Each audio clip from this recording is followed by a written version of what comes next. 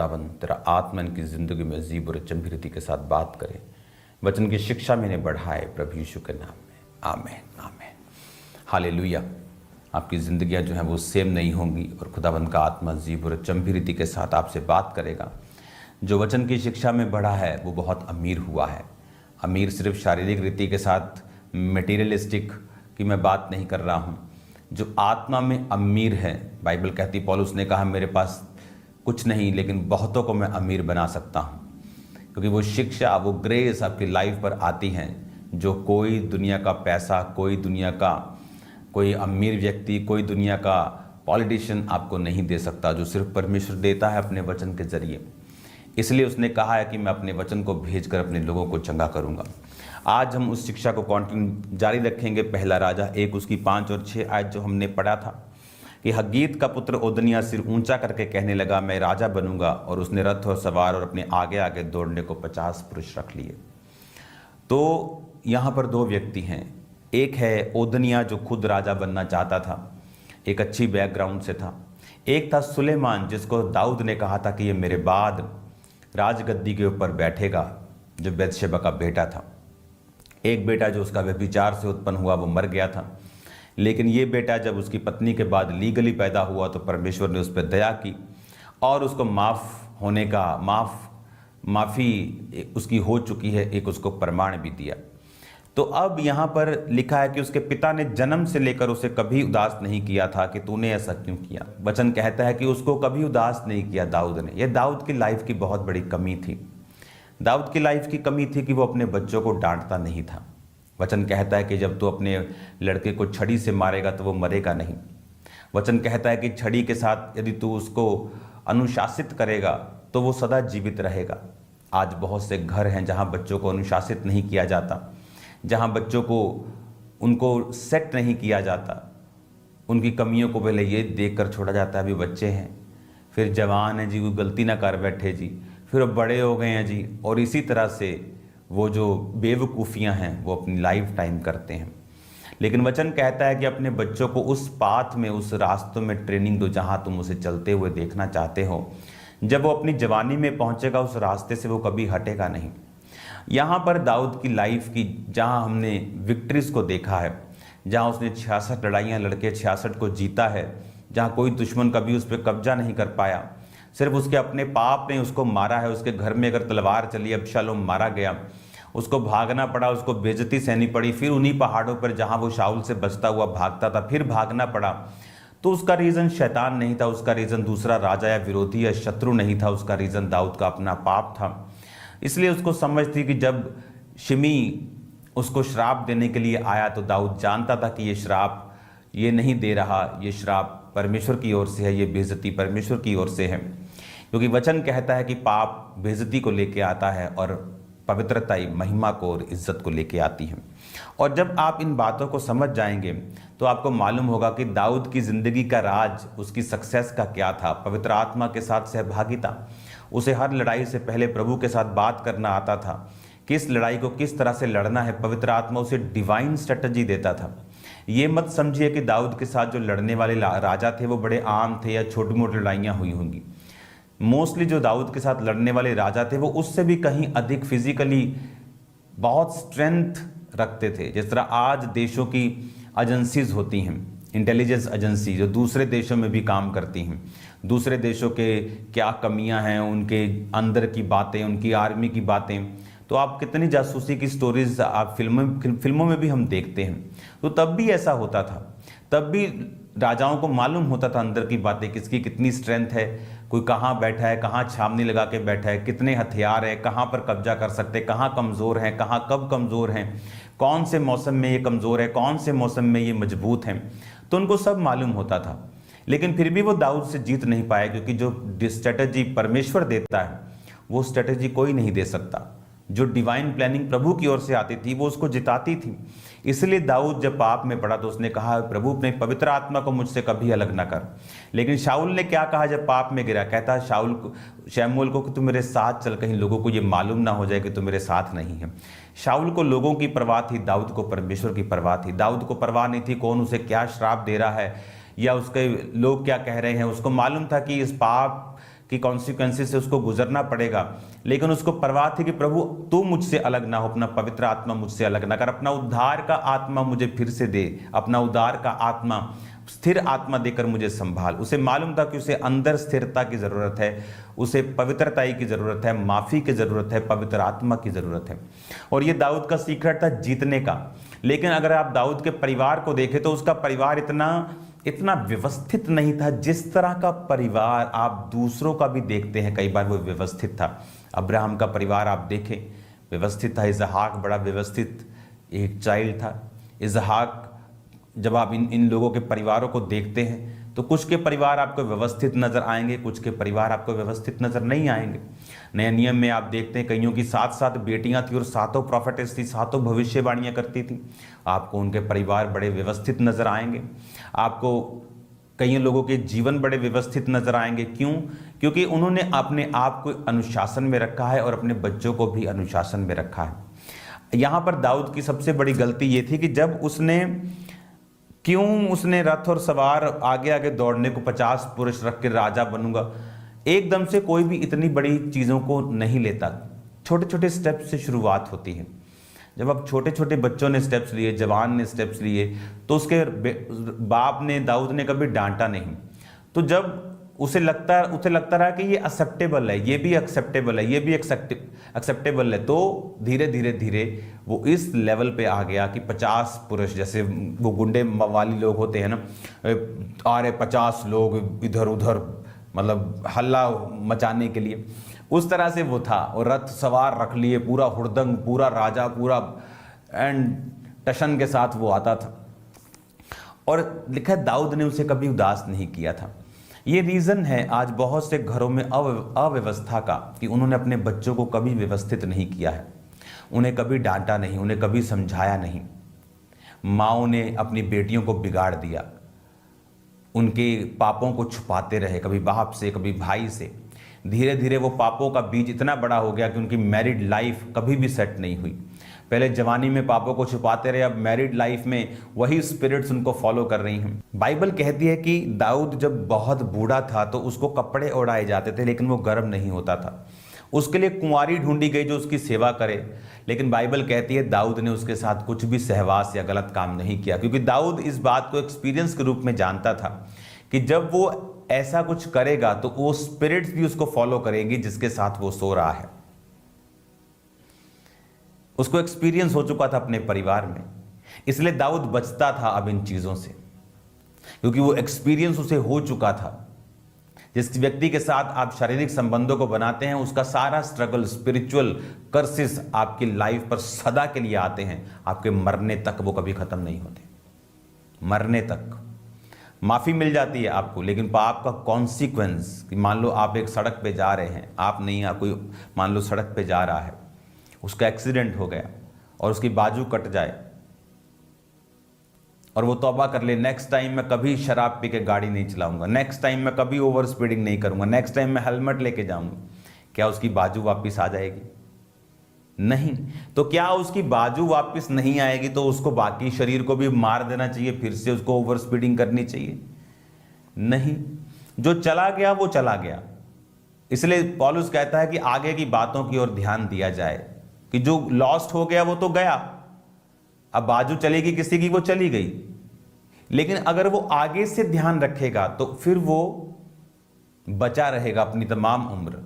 अब उस बाजू का काम तो वो, उसकी कमी तो पूरी नहीं कर सकता, कॉन्सिक्वेंस तो उसकी लाइफ में रहेगा, बट उसे अकल आ चुकी होगी। दाऊद को अब अकल आ चुकी थी कि मैंने व्यभिचार किया, मैं सोया हूं तो मुझे क्या मिला है। हित्ती उरिया को तलवार से मरवाने के बाद उसका अपना बेटा अबशालोम तलवार से मारा गया। ये पुत्र भी मारा गया सुलेमान के द्वारा। क्यों? क्योंकि वचन कहता है कि तूने प्रोफेटिक बोला था कि तूने तलवार चला के उसे मारा है, तेरे घर पे भी तलवार चलेगी, जो तू बोएगा वो तू काटेगा। इसलिए मैं कहता हूं चिंता मत किया करो कोई आपके साथ क्या करता है, क्योंकि जो वो आपके साथ कर रहा है उसके साथ बहुत गुना वो वापस होगा। आपको कर्ज देने की जरूरत नहीं, आप अपना लाइफ को एंजॉय कीजिए खुदाबंद में और छोड़ दीजिए परमेश्वर के ऊपर। फिर आप ये बात समझ जाएंगे कि परमेश्वर आपका न्यायी है और वो आपके साथ है, उसने आपको छोड़ा और त्यागा नहीं है। अब यहां पर हमें एक बात समझ आती है कि क्यों दाऊद उसके साथ सहवास उसने नहीं किया। 4 आयत में लिखा, वो बहुत ही सुंदर थी, राजा की दासी होकर उसकी सेवा करती रही, परंतु राजा ने उसके साथ सहवास नहीं किया। अब राजा समझ चुका था। जब आप आत्मा में मैच्योर होते हैं, आप गलतियों से समझ जाते हैं, सीख जाते हैं कि ये वाला काम मुझे नहीं करना, ये वाला नहीं करना, इस तरह से नहीं चलना, इस तरह से नहीं चलना। हालेलुया। और बाइबल क्या कहती है, जब उसको उसके बेटे ने आगे आगे दौड़ने के लिए 50 पुरुष रखे, रथ सवार रखे, लेकिन उसको कभी भी दाऊद ने निराश नहीं किया था। अपने घर को अनुशासित करे। एक पाप, एक सांप जो आदम और हवा को बहकाता था, वो प्रकाशित वाक्य में अजगर बन चुका। एक पाप जो आज छोटा है, सपोला है, उसे मार दें, उसे बड़ा सांप बनकर अपने आप को निकलने की उसको हिम्मत ना दें। अभी से अपने बच्चों को अनुशासित करें, अपने परिवार को अनुशासित करें। आप जानते हैं अब्राहम क्यों ब्लेस्ड था? आपने शायद ये लाइन को पढ़ा नहीं होगा। उसमें लिखा है, परमेश्वर ने कहा अब्राहम को अपना दोस्त मैं इसलिए मानता हूं कि मुझे ये मालूम है कि अब्राहम अपने बाद अपने परिवार को मेरे में चलने की आज्ञा देगा। अब्राहम, हम जब बाइबल पढ़ते हैं, जितने अनॉइंटेड मैन ऑफ गॉड हैं आपको स्ट्रिक्ट मिलेंगे। मोस्टली मैं आपको बता रहा हूं।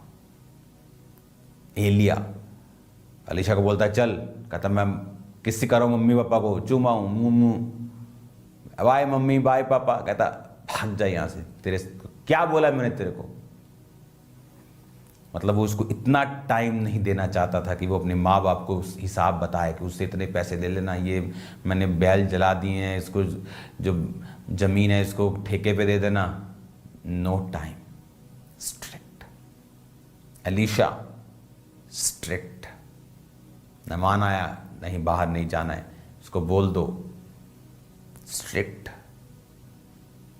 अगर आप देखेंगे पवित्र आत्मा के जो गहरे भेदों को समझते हैं, अब्राहम, परमेश्वर ने कहा अब्राहम के अंदर एक खासियत है, ये अपने परिवार को भी आज्ञा देगा। अब्राहम ने बताया हुआ था, काका ये सब प्रॉपर्टी खरबों की तेरी है, लेकिन जब तू परमेश्वर का है, अगर तू प्रभु का नहीं है तो मैं तेरा नहीं हूं। Very strict. कुछ लोग आत्मा में स्ट्रिक्ट हैं, उनके बच्चे भी फिर बहुत जबरदस्त रीति के साथ आत्मिक निकलते हैं।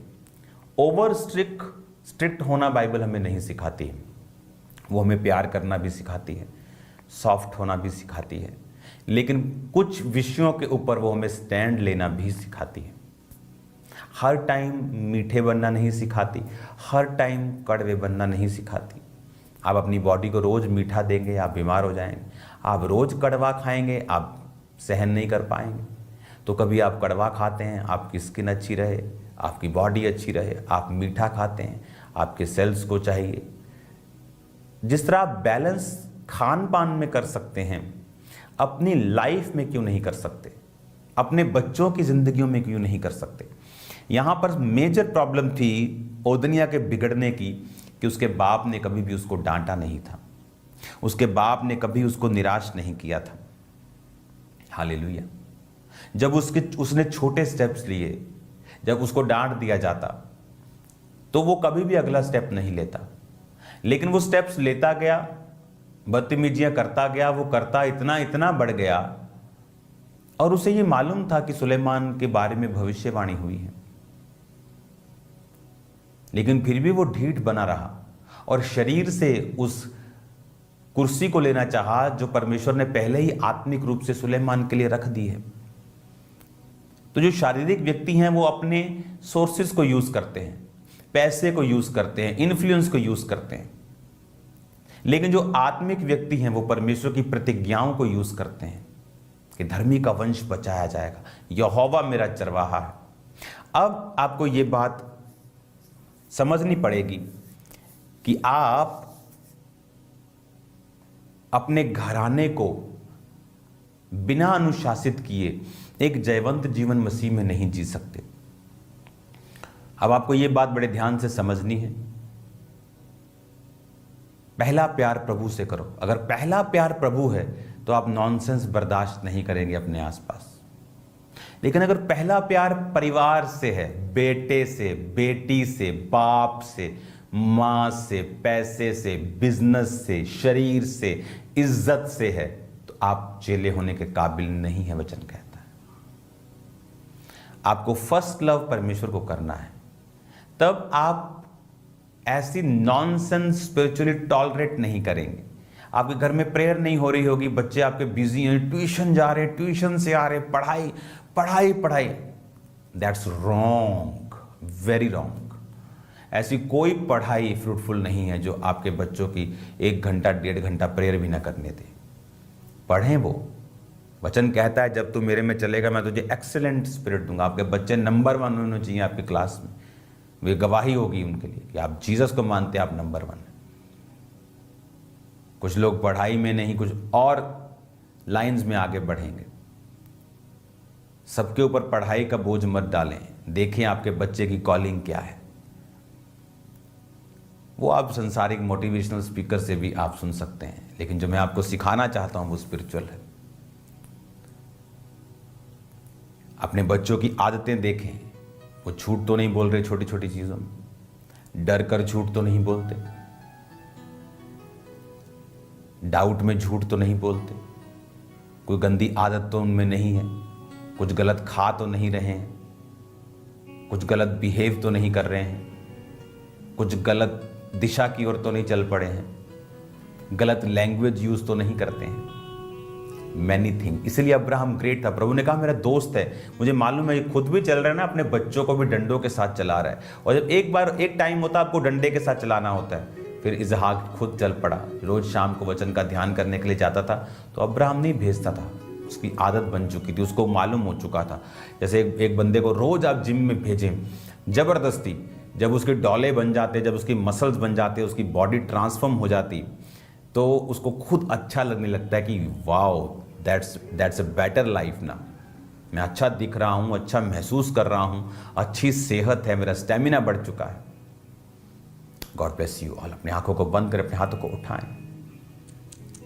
खुदा बाप तेरा आत्मा इन सब सुनने वालों को आशीष दे जितने पहली बार जुड़े हैं। जिस तरह एक बच्चे को स्कूल और कॉलेज में जाना जरूरी है शिक्षा पाने के लिए, आपको जरूरी है कि आप जीवित चर्च के मेंबर बने। आपके आसपास जो भी जीवित चर्च है वहाँ जाएं। अगर आपके पास जीवित चर्च नहीं है उसे ढूंढें। अगर आप the church of science and wonders का हिस्सा बनना चाहते हैं तो आपके स्क्रीन पे एड्रेस होंगे, आप इन चर्चेस में जाएं, इसका हिस्सा बने। The church of science and wonders की मोर देन 100 चर्चेस हैं हमारी पूरे वर्ल्ड में, पंजाब में, इंडिया में। मेरा बिलीव है कि आप यहाँ पर जाएंगे और ब्लेस्ड होंगे। खुदा बाप हर एक जन जिसने वचन को सुना है आशीषित हो, मैंने ब्लेस करता हूँ यीशु के नाम, आमीन।